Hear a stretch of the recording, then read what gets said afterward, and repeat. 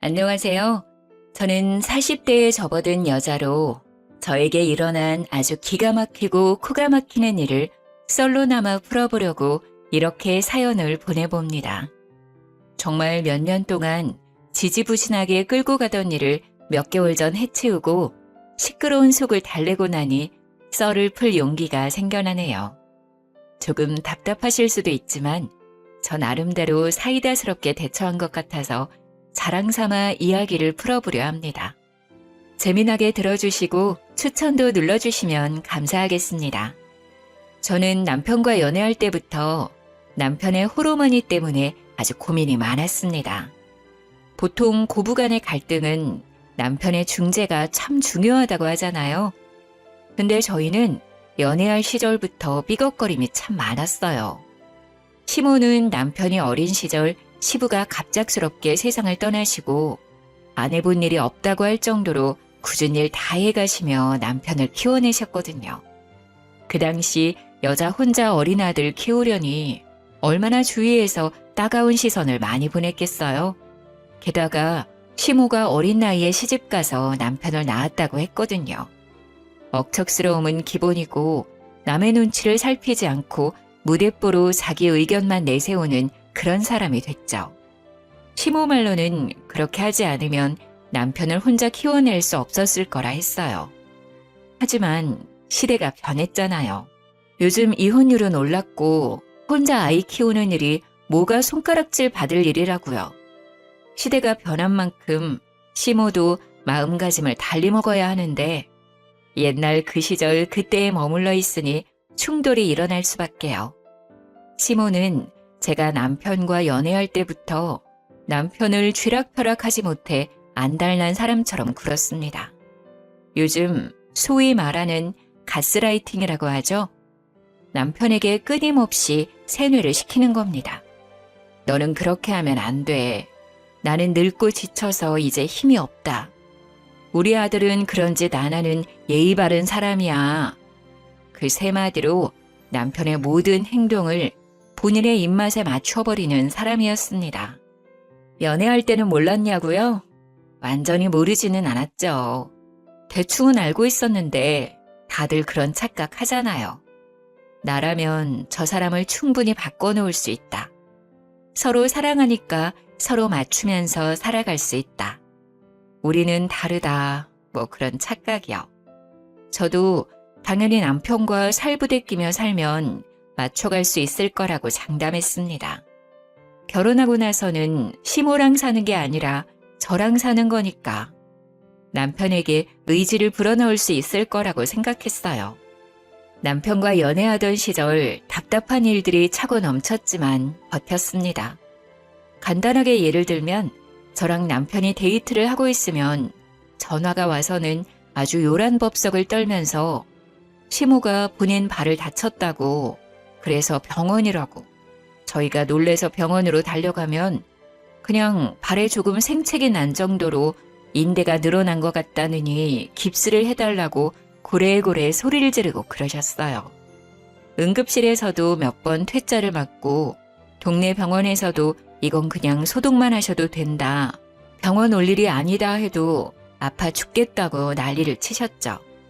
주말에 데이트를 하려고 약속을 잡고 있으면 슬그머니 남편에게 나도 같이 가고 싶다. 밖에 나가고 싶다. 나도 맛있는 거 먹을 줄 아는데 이러면서 남편한테 자꾸 같이 가면 안 되냐고. 어차피 결혼하면 자주 볼 건데 좀 껴달라고 불편하게 그러셨어요. 또 우리 효자 남편은 한두 번 거절하고 나니까 세 번 거절은 마음에 걸렸는지 저한테 양해 좀 해달라고 하고 한창 불타오를 시기에도 세 번에 한 번꼴로 시모랑 같이 데이트를 하러 다녔다니까요. 거기다가 저희 부부가 영화 보는 걸 참 좋아하는데 특히나 액션 영화를 정말 좋아해요. 좋아하는 영화 제작사에서 신작이 나오면 무조건 가운데 자리에 미리 티켓팅을 해서 보러 갈 정도로 좋아하는데 그거 보러 가려고 하면 본인도 껴달라고 하고 제가 오죽하면 해외 영화라 자막도 읽어야 하고 엄청 어지럽고 시끄러우실 텐데 괜찮으시겠냐고 돌려서 말할 정도였어요. 그래도 좋다고 굳이 따라와서는 영화 끝나고 멀미가 나서 죽겠니? 자막이 너무 빨라서 내용을 모르겠네 하시면서 집에 가자고 남편만 쏠랑 데리고 집으로 가버리시고 그랬습니다. 참 이렇게 글로 쓰니까 연애할 때부터 답이 없었는데 전 왜 결혼까지 했을까요? 그때만 해도 아직 결혼하기 전이니까 라고 스스로를 가스라이팅 했던 것 같네요. 남편도 생각해보면 엄청난 마마보이였는데 그 당시에는 콩깍지가 씌어 있었는지 그게 다 시모 탓이라고만 생각했던 거죠. 손뼉도 마주쳐야 소리가 나는 법인데 제가 몰라도 너무 몰랐죠. 감쪽같이 속아 넘어가 결혼을 코앞에 두고 있을 때 정신이 번쩍 들어 남편에게 절대 합가는 없을 거라고 못 박았습니다. 남편도 당연히 합가 생각은 안 했다며 저의 의견에 동의를 해주었어요. 그런데 시모의 입장은 조금 애매했습니다. 합가를 하지 않을 거면 시댁 근처에 살았으면 좋겠다고 이야기를 했고 신혼집 위치를 시댁 근처로 잡으라고 종용했어요. 칼같이 거절했으면 좋았을 텐데. 애매한 것이 시댁이 딱 남편과 제 직장 가운데쯤에 위치하고 있었거든요. 교통편도 좋은 편이었고요. 어차피 합가는 없을 거라고 못 박아뒀으니 한 수 접어서 시댁 근처에 신혼집을 얻는 것도 나쁘지 않겠다 싶어서 그렇게 하겠다고 했습니다. 그러자 시모가 기분이 좋았는지 통 크게 신혼집 얻을 때 보태라며 3억을 주시는 거예요. 결혼해서 가족이 된다고 하니 저를 좀 이뻐해 주시는 건가 싶어서 감사하게 받았습니다. 그걸 받았으면 안 되는 건데. 항상 후회는 뒤늦게 하는 법이죠. 완전 제 착각에 빠져서 시모가 저를 위해 3억을 내어준 거라 생각했던 거죠. 양가의 축복 아래 꿈에 그리던 결혼식을 하고 신혼여행을 다녀오고 그때까지만 해도 행복에 겨워 잠을 못 이룰 정도였습니다. 남편과 단둘이 채워가는 신혼집이 너무너무 마음에 들었어요. 맞벌이로 지친 와중에도 서로를 챙기고 밥상을 같이 나누는 게 또 소소한 행복이더라고요. 그런데 6개월쯤 지나서부터 그 행복에 조금씩 금이 가기 시작했습니다. 남편은 결혼 전부터 이직을 하고 싶어 했어요. 그 당시에 다니던 회사가 일은 많은데 연봉이 적었고 연봉 협상 테이블 상황도 여의치 않았거든요. 영업부라 허구한 날 술을 먹어야 했는데 이렇게 술독에 빠져 살 거면 차라리 돈이라도 많이 주는데 가고 싶다고 했습니다. 근데 기회가 찾아온 거예요. 연봉이 1.7배나 높은 회사에서 스카우트 제의가 왔고 남편은 뒤도 돌아보지 않고 이직을 했습니다. 결혼도 했고 아파트 대출금도 갚아야 하고 이세를 생각하면 바짝 벌어야 했으니까요. 다른 신혼부부들도 아마 같은 생각을 했을 거예요. 연봉만 1.7배 높은 게 아니라 술을 먹어야 하는 빈도수도 1.7배 늘어난 건 어쩔 수 없는 수순이었고요. 남편이 술을 꽤 하는 사람임에도 불구하고 점점 만취되어 집에 들어오는 거예요. 처음에는 그래도 술 먹고 들어와서 대화가 좀 되긴 했었는데 시간이 지날수록 집도 못 찾아오고 현관 앞에서 잠들지를 않나 술을 하도 마시니까 위장에도 탈이 나고 현관 복도며 집 거실이며 토사물을 뱉어놓기도 했어요. 저는 그걸 채우면서 스트레스를 받기 시작했죠. 겨우 결혼한 지 6개월 지났을 뿐인데 남편이 허구한 날 술에 취해 들어온다고 생각해보세요. 자다가도 벌떡 일어나 토하러 가고 다음날 아무 기억도 못하고 저한테 집에 어떻게 왔어? 하고 되묻는 놈이라면 같이 살고 싶으시겠어요? 그래서 제가 친정 부모님께는 차마 말 못할 것 같고 시모를 붙잡고 여러 번 하소연을 했습니다. 남편이 술을 먹고 들어오니까 부부관계도 없고 이래서는 애를 언제 가질 수 있을까 싶어서 말이죠. 그랬더니 시모가 남편 편을 막 들면서 애는 천천히 가져도 상관없지 않냐고 그러시더라고요. 그래도 나이가 나이인지라 하루라도 빨리 애를 낳고 키워야 노후 준비도 빨리 할 수 있지 않냐고 반문했더니 저한테 뭐라는 줄 아세요? 딱 이러셨어요. 근데 그 애가 안 들어서는 게 우리 아들이 술 먹어서 그런 게 맞니? 우리 아들이 건강한 체질이라 그렇게 문제가 있진 않을 건데. 그 말이 무슨 뜻이겠어요? 문제가 있으면 너한테 있지 우리 아들한텐 없다. 그러니까 애가 안 생기는 건 너의 탓이다 하고 말한 거예요. 아니, 남편이 맨날 술 먹고 들어와서 뻗어서 잠만 자니까 애가 안 생기는 건데 그걸 어떻게 제 탓을 할 수 있는 거죠? 그냥 듣고 싶은 대로만 듣는 거예요. 타이밍이 맞아야 애가 생기든지 말든지 할 텐데 그건 쏙 빼놓고 그냥 제 몸에 문제가 있는 건 아니냐고 자기 듣고 싶은 대로 듣고 말하고 싶은 대로 하는 거예요. 그게 너무너무 열받더라고요. 제가 웃으면서 하늘을 봐야 별을 따져 했더니 여자가 부끄러운 줄도 모르고 그런 이야기를 한다고 또 버럭하시고 잘 지내고 싶어도 잘 지낼 수 없는 관계가 고부관계라더니 그 말이 실감나는 순간이었습니다. 어느 날은 시모가 나한테 남편이 맨날 늦게 들어오는데 혼자 있는 게 외롭진 않냐고 하시더라고요. 저도 퇴근하고 나면 저녁 7시는 되고 남편이 뭐 언제 들어올지는 몰라도 11시에서 새벽 1시 사이에는 들어오니까 그때까지 집 정리도 좀 하고 TV도 보고 취미 생활하느라 사실 그 시간이 지루하거나 하진 않았거든요. 아주 가끔 술 한잔 땡길 때는 외로울 때도 있지만요. 그래서 제가 그냥 글쎄요 하고 말았더니 저한테 냉큼 내가 여기 들어와서 같이 살까? 이러시는 거예요.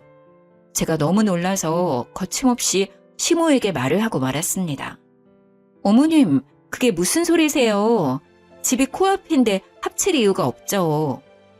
그랬더니 시모가 입을 삐죽이면서 저한테 묻더라고요.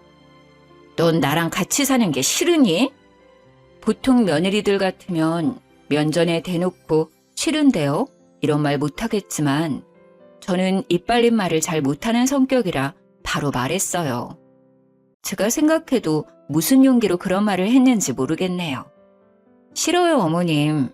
저희 맞벌이인데 어머님이 저희랑 같이 살면 부부 빨래에 청소에 밥에 그거 다 해주셔야 되는데 그러면 어머님도 불편하고 저도 불편하지 않을까요? 지금처럼 적당히 거리 있게 지내는 게 좋을 것 같아요. 그러자 시모가 알겠다고 하더라고요. 제가 현실적으로 청소에 밥에 빨래 이야기까지 나오니까 솔직히 하기 싫으셨겠죠. 제가 전업주부도 아니고 일을 하고 있으니까요. 만약에 집에서 남편이 벌어다주는 돈으로 생활하는 전업주부였다면 시모는 몸만 달랑 와서 저를 엄청 괴롭히고도 남을 사람이었어요. 매일같이 잔소리에 대면서 이거 해라 저거 해라 우리 아들도 아까운 줄 모른다고 내내 외치셨겠죠. 그때만큼은 제가 일을 그만두지 않은 걸 정말 다행으로 생각했습니다. 그런데 항상 제 예상대로만 일이 흘러가는 건 아니었어요. 사고가 터지고 말았습니다.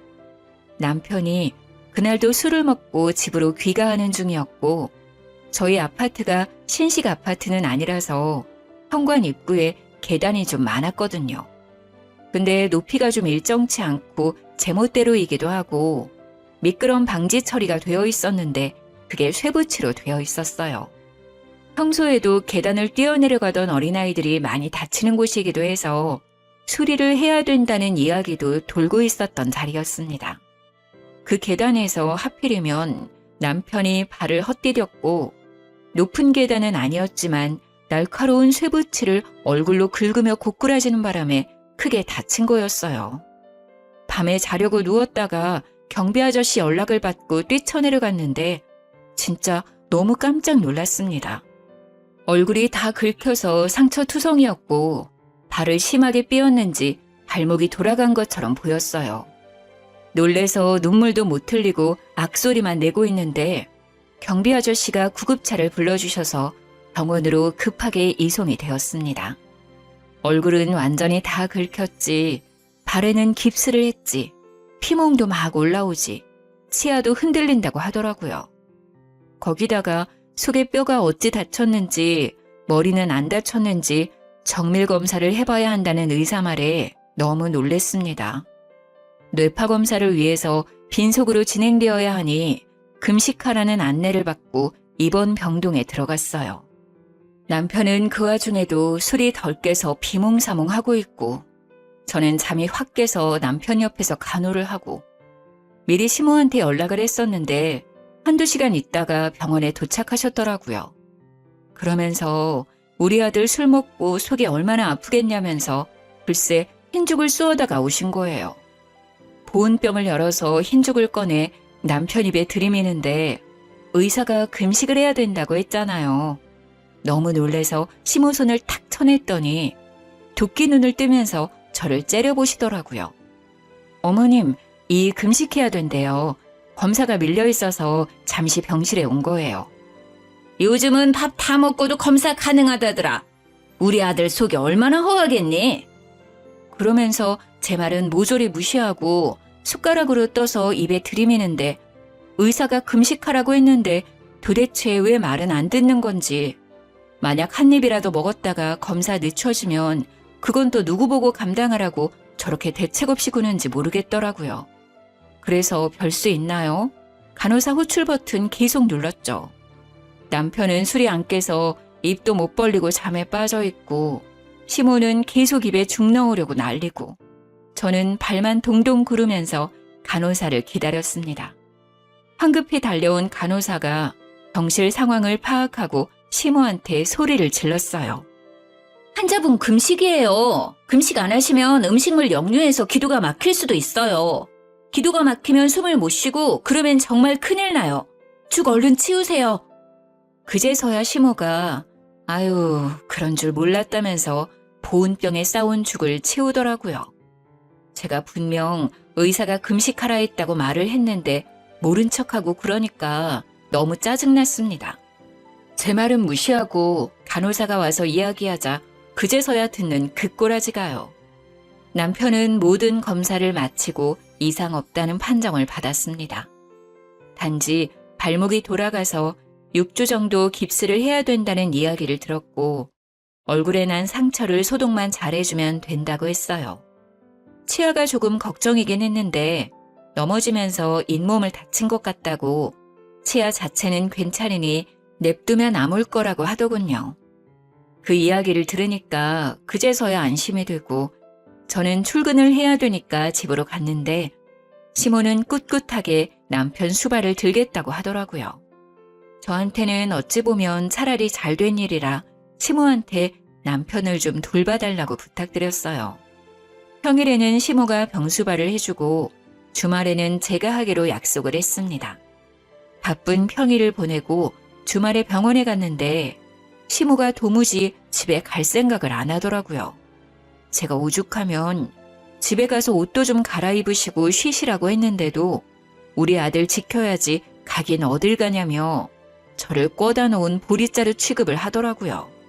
식사가 나오면 숟가락에 밥 뜨고 반찬 떠서 입에 막 넣어주고 그러는데 남편이 발을 다친 거지 손을 다친 게 아니잖아요. 근데 입만 벌려서 그걸 받아먹고 앉아있더라고요. 시모는 이 반찬이 좋냐 저 반찬이 좋냐 하면서 남편 밥 떠주고 있고요. 일주일 만에 잇몸도 다 잘 돌아와서 지 혼자 씹어먹고 할 수 있는데 반찬도 작게 다 잘라서 입에 넣어주는 꼴이 진짜 보기 역겨울 정도로 힘들었습니다. 남편도 그 정도로 처먹었으면 지 스스로 하겠다고 해야 하는 거 아닌가요? 입원해 있는 3주 내내 저 모양 저 꼴이었어요. 오죽하면 6인실에 남편이 입원해 있었는데 같은 병실 쓰는 다른 보호자분이 저를 측은하게 바라보시더라니까요. 저한테 슬그머니 와서는 세대 고생이 많겠어 하면서 제 손을 토닥토닥 해주시는데 도대체 평일에 어떤 꼬라지들을 보였길래 생판 모르는 사람들이 저를 위로해주는지 안 봐도 비디오였습니다. 어떤 아주머니는 저 옆 현내가 새댁 시어머니냐고 묻더라고요. 그래서 맞다고 고개를 끄덕이니 저한테 그때부터 따발총처럼 와다다 쏘아대시는 거예요. 내용인즉슨 6인실 병원에 TV가 가운데에 딱 한 대 있었는데 거기에 보통 정형외과 수술하러 오신 분들이 계신 방이라 장기적으로 누워있는 분들이 많으셨나 봐요. 그래서 병실 내에 계신 보호자들끼리 암묵적인 규칙을 두고 TV를 보셨대요. 일일 드라마, 주말 드라마 같은 걸 딱 하나로 통일해서 보고 계셨던 거죠. 우리 시모가 병실에 자리 잡기 전까지는 아무 문제 없이 순번 지켜가면서 잘 보셨다고 했어요. 그런데 일일 드라마 보는 시간에 시모가 갑자기 TV 리모컨을 쓱 들고 가더니 본인 보고 싶은 프로그램을 막 돌리더래요. 그래서 한 아주머니께서 우리 어디 채널에 있는 드라마 보니까 거기로 돌려달라 하셨나 봐요. 그러니까 우리 시모가 한다는 소리가 나는 그 드라마 안 보는데 왜 같이 봐야 하냐면서 자긴 다른 거 보겠다고 채널을 돌리더래요. 물론 다른 시간대에도 시모가 리모컨을 쥐고 마음대로 채널을 휙휙 돌렸다네요. 시모가 나이가 있으니까 다른 보호자분들도 놓친 애한테 싫은 소리는 못하고 속으로 끙끙 앓고만 있었던 거죠. 그러다가 한 아주머니랑 서로 이기적이네 뭐네 하면서 싸우기까지 했다고요. 서로 눈도 안 마주치고 지낸다면서 시모가 자리 차지한 이후에 병실 분위기가 살얼음판이라고 저보고 안하 모인 시모랑 어떻게 사냐면서 고생 많다고 절 측은하게 보는데 정말 쥐구멍에 숨고 싶었습니다. 오죽하면 제가 돌아다니면서 일일이 죄송하다고 사과를 드려야만 했어요. 그렇게 한 달이 지나자 발목이 많이 붙었으니까 이제는 통원 치료를 받으면 될 것 같다며 의사 선생님이 퇴원을 하라고 얘기하셨어요. 한 달 동안의 입원 생활을 청산하고 짐을 챙겨서 집으로 돌아왔는데 남편 챙긴다고 따라온 시모가 집에 갈 생각을 안 하더라고요. 처음에는 그냥 밥이라도 먹고 가시려나 보다 하고 대수롭지 않게 생각했는데 밤 11시가 다 되어가는 시간임에도 거실에 붙박이장처럼 가만히 쓰시는 거예요. 약간 불안한 마음이 들어서 시모한테 시간이 늦었으니 이만 집에 가보시라고 했죠. 그랬더니 저한테 말을 막 쏘아붙이시더라고요.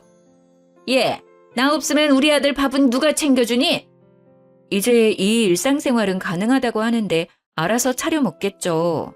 배달을 시키던가요. 내가 있는데 굳이 그럴 필요 있니? 우리 아들 발이 아직 불편한데 어디가 일상생활이 가능하다는 거야. 너 출근하고 나면 내가 다 챙길 테니 걱정 말고 일 보거라. 솔직히 남편의 상태가 완전히 좋아진 건 아니니까 시모의 말에 일리도 있고 제가 반박할 거리가 없게 오목조목 말하더라고요. 그 와중에 제 고집 부린다고 집에 가시라고 등 떠밀 수도 없는 상태고 무엇보다 남편이 시모가 옆에 있었으면 하는 것 같았습니다. 그래서 그냥 알겠다고 할 수밖에 없었죠. 저야 뭐 일하고 와서 늘 그랬던 것처럼 시간을 보내면 될 거라고 생각했어요. 그런데 그건 제 착각이었습니다. 자연스럽게 짐을 하나 둘 옮기고 우리 집에 딱 눌러붙기 시작하는데 느낌이 쎄하더라고요. 이대로는 안 되겠다 싶어서 일부러 불편하시라고 주말에는 친정으로 피신을 가 있기도 했어요. 그런데 제가 눈치를 주려고 일부러 틱틱거려도 꿋꿋하게 저희 집에서 나갈 생각을 안 하시는 거예요. 일주일만 참자, 2주일만 참자 하고 남편이 깁스를 풀 때까지 기다렸습니다. 남편이 마지막 통원 치료를 마치고 깁스를 딱 풀고 나니까 드디어 시모에게서 해방이 되겠구나 했습니다. 그런데 시모가 나갈 생각을 안 하는 거예요. 점점 속이 타기 시작했죠. 시모 집이 뻔히 있는데 코앞인데도 불구하고 점점 짐만 늘려가고 어느덧 방까지 하나 떡하니 차지한 걸 보고 이걸 어찌해야 하나 고민했습니다. 시모를 티 안 나게 내쫓는 방법이 무엇이 있을까? 인터넷에 고민을 올려보기도 하고 맘카페에도 글을 올려보고 했지만 딱히 좋은 수가 없었어요. 다들 그냥 이혼하세요 하고 말더라고요. 남일이라 쉽게 말하지 이런 걸로 이혼하는 게 쉽냐고요. 그러다가 이 사연 채널을 알게 되었습니다. 열심히 보다 보니 사이다 대처법들이 많더라고요. 그래서 실행에 옮기기로 했죠. 퇴근하고 와서 일부러 빨래를 던져놓고 시모한테 어머님 이것 좀 빨아주세요. 흰 셔츠라 손 세탁해야 하는 거 아시죠? 하기도 하고요. 어머님 밥은 언제 준비되나요? 어머님 쓰레기 쌓아두면 냄새나니까 바로바로 좀 버려주세요. 분리수거도 해주시고요. 어머님 화장실 청소는 언제 하신 거예요? 곰팡이 생길 것 같아요. 줄눈도 새로 발라야 할까요? 이러면서 일부러 시모한테 일을 막 시켰어요. 남편이 토끼 눈을 뜨고 저를 바라보았지만 못 본 척 무시하고 제가 하고 싶은 말을 와다다 쏟아냈죠. 시모도 제가 이런 식으로 나올 거라고 생각을 못했는지 놀라고 당황해하면서 저한테 그걸 왜 자기가 해야 되냐고 되묻더라고요. 왜 하겠뇨 어머님. 저희 둘 다 맞벌이인데 이제 다시 출근하면 집안 살림을 어머님이 봐주셔야 하는 거 아니에요? 이런 거 해주시려고 집에 오신 거 아닌가요? 저는 그런 줄 알았는데 그럼 지금부터라도 해주세요. 시모가 무척 당황했는데 어버버 하는 틈을 타서 쐐기를 탁 박았죠. 내일은 욕실 청소랑 베란다 정리도 좀 해주세요. 저희가 짐이 많아서 그런지 어머님 도움이 필요할 것 같아요. 전 남은 일 하고 올 테니 밥 다 되면 불러주세요. 하고 방으로 쏙 들어갔습니다. 남은 일이 있다는 것도 진짜였고 밥 차려달라는 것도 진심이었죠. 홀가분한 마음으로 신나게 재택근무를 하고 밥 다 됐다는 시모의 퉁명스러운 말에 나가서 밥을 신나게 먹었습니다. 남이 차려준 밥 먹으니까 진짜 꿀맛이더라고요. 밥을 다 먹고 난 다음 설거지통에 식기를 가져다 놓고 저는 남은 일 하러 가볼게요 하고 방에 또 들어갔어요. 그러니까 시모가 기가 막혀 하면서 저의 뒤통수에 대고 헛기침을 하시는데 일부러 모른 척 했습니다. 결국 남편이 따라 들어와서 저한테 한 소리 하려고 하더라고요. 제가 먼저 선수 쳤죠. 분명 합가는 없다고 못 받고 결혼했다고. 어머님 나가실 때까지 이렇게 할 거니까 그런 줄 알라고 딱 잘라 이야기하니까 남편도 아무 말 못했습니다. 결혼 전에 자기가 뱉어놓은 말이 있는데 이제 와서 말 바꿀 수도 없는 일이니까요. 아직 결혼한 지 2년이 채 안 된 상황에 제가 어떤 식으로 나올지도 모르니까요.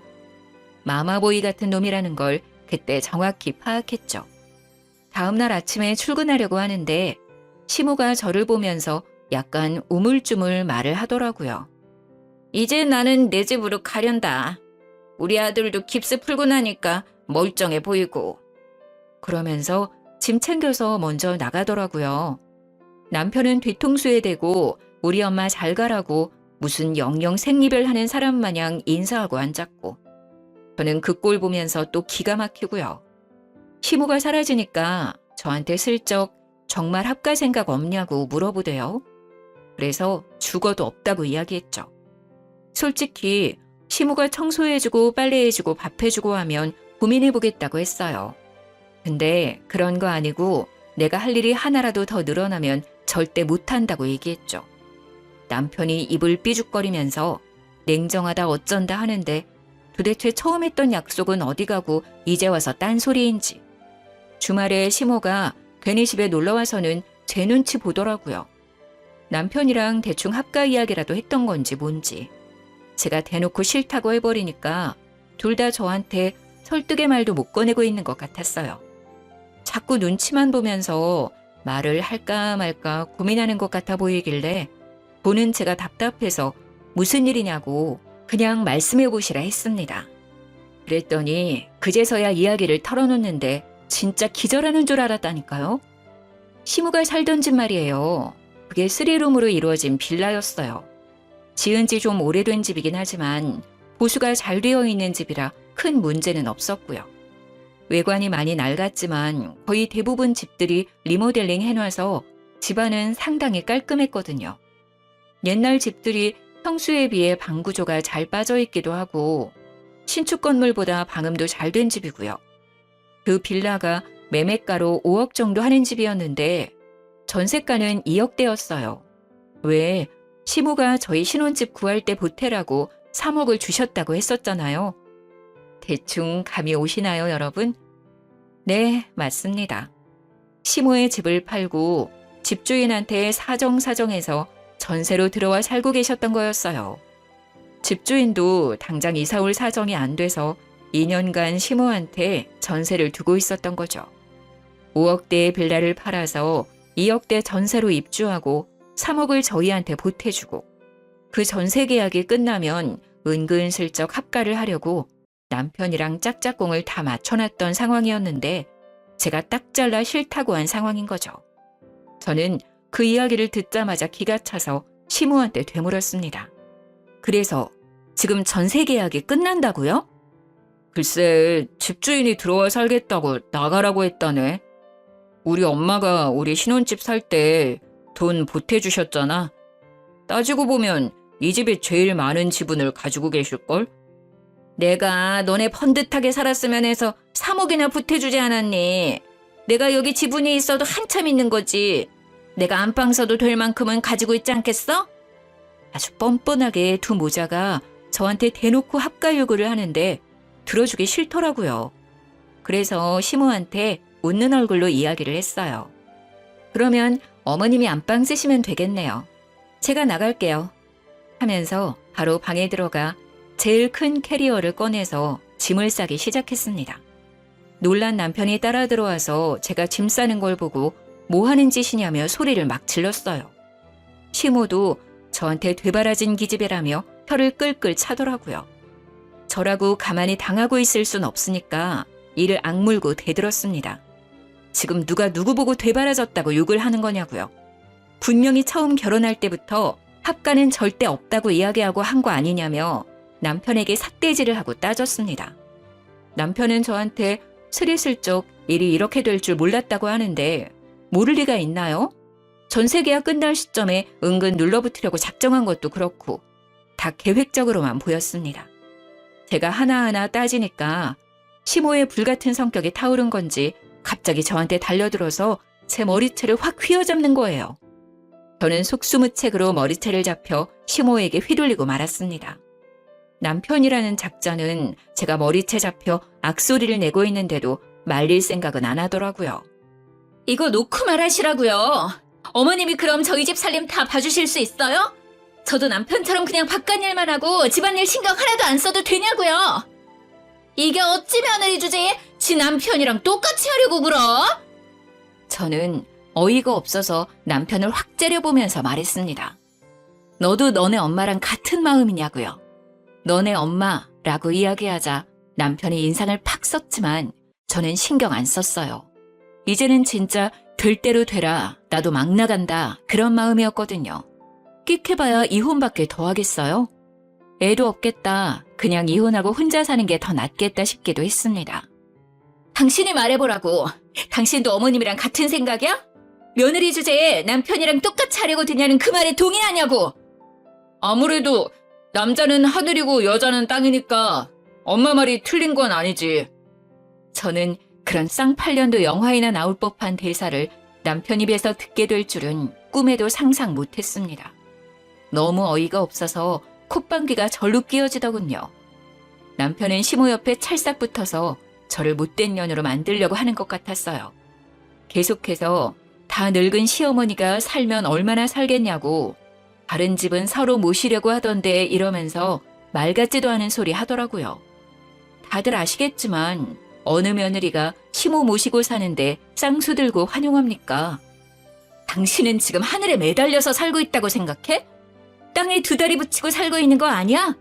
결국 여자 없으면 살지도 못하는 놈이 무슨 입이 뚫렸다고 남자는 하늘이고 여자는 땅이라는 소리를 해? 뭐가 어쩌고 어째? 하늘 같은 남편을 우러러볼 생각은 않고 지금 우리 아들이 너 없으면 아무것도 못한다는 거야 뭐야? 허구한 날 술에 취해서 여기저기 토해놓고 옷도 맨날 뒤집어서 벗어놓는 인간이 저 없이 뭘 하겠어요? 저도 그동안 할 말 없어서 입 다물고 살았던 거 아니거든요? 이런 식으로 나오면 이혼할 거예요. 머리채 잡은 것까지 위자료 톡톡하게 준비하셔야 될 겁니다. 제가 이혼의 위자료 이야기를 하니까 둘 다 아무 말도 못하고 입만 떡 벌리고 있었습니다. 저는 이때다 싶어서 와다다 쏟아냈어요. 나는 분명 합가는 절대 못한다고 이미 말을 해뒀는데 그걸 굳이 못 지키겠다고 한다면 나도 더 할 말 없네요. 평생 어머님이 이 수발을 들든 말든 저는 탈출해야겠어요. 참나, 누가 무서울 줄 알고? 그래, 너 나가. 내가 내 아들 챙기면서 잘 살 테니까 너는 짐 챙겨서 나가. 저는 네, 알겠습니다 하고 서둘러 옷가지들과 제 귀중품을 챙겨서 나왔습니다. 남편이 저의 팔을 턱 붙잡았지만 더 센 힘으로 뿌리치고 나와서 택시를 잡아타고 친정으로 왔어요. 제가 큰 캐리어까지 들고 친정에 오니 부모님께서 너무나도 놀라셨지만 저는 천천히 모든 일을 이야기해드렸습니다. 아빠는 저한테 이혼까지 할 일이냐고 반문했지만 엄마가 아주 든든하게 제 편을 들어주셨습니다. 이래서 남자들이란 다 똑같다는 거야. 지네 엄마 챙길 줄이나 알지 평생 붙어 사는 마누라 챙길 줄은 모른다니까.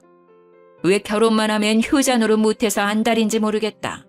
네 아빠도 똑같이 그러더니 내가 아주 입이 없어서 그동안 참고 산 줄 알지? 엄마가 씩씩거리니까 아빠가 바로 엄마 화를 풀어준다고 변명을 막 하더라고요. 저는 아빠한테 엄마 같은 사람 어디에도 없으니까 잘 좀 하라고 했어요. 모질이 같은 남편 덕분인지 저희 부모님 사이에 쌓여있던 앙금도 이 기회에 풀어버렸고요. 저는 이혼하겠다고 번복은 없다고 친정 부모님께 딱 말씀드리고는 이혼 서류를 프린트해서 착실하게 적어나갔습니다. 빈칸 없이 꽉 채워서 다음날 눈 뜨자마자 집에 찾아가 미처 가져오지 못한 짐들을 챙기고 남편과 시모에게 서류를 내밀었어요. 적을 건 다 적어놨으니 나머지 채울 부분만 채워서 가정법원 앞에서 보자고 했습니다. 남편은 이혼 서류를 보고서도 믿지 못하는 듯 해보였지만 시모는 오히려 바락바락 저한테 아주 잘 됐다고 악담을 퍼부었습니다. 지아비 버리고 먼저 도망가면 평생 불운하다나 뭐라나. 저는 당연히 듣는 척도 안 했죠. 남편이랑 평일에 반차를 내고 가정법원에 서류를 접수하고 이혼 교육도 들어야 한다고 하더라고요.